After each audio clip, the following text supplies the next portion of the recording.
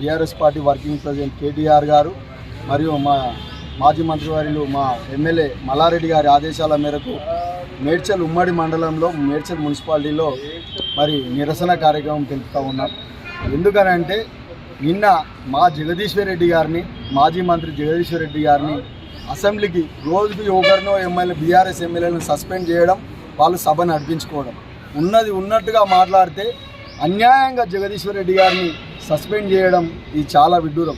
ఏం అడిగినామండి, మీరు ఇచ్చినటువంటి 420 హామీలల్లో ఏ హామీ నెరవేర్చిరు అని చెప్పేసి జగదీశ్వర్ రెడ్డి గారు అడిగారు.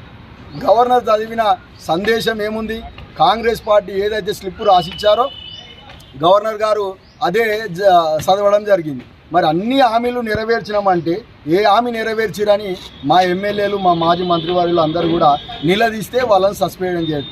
మరి రేవంత్ రెడ్డి గారి పాలన ఒక 20% పాలన, 420 కూడా కాదు, 20% పాలన చేస్తూ ఉన్నాడు.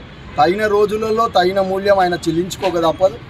నిరసన చెప్పే అధికారం కూడా ఇవ్వకపోతే మరి రోడ్డుపైకి రావంగానే మరి అరెస్టులు చేస్తే, మరి ఇట్లా అరెస్టులు చేసుకుంటూ పోతే ప్రజలంతా చూస్తూ ఉన్నారు. తగిన రోజులలో మరి రేవంత్ రెడ్డి గారికి తగిన గుణపాఠం చెప్తారు. ఇప్పటికే ప్రజలందరూ కూడా మాకు సారే కావాలి, కేసీఆరే కావాలంటున్నారు.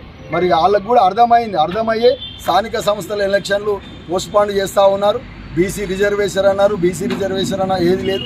హామీల పథకాల గురించి మాట్లాడితే వాళ్ళు ఏదో కొత్త పథకం పెడతారు, దాన్ని ప్రజలను మభ్యపెట్టే ప్రయత్నం చేస్తూ ఉన్నారు.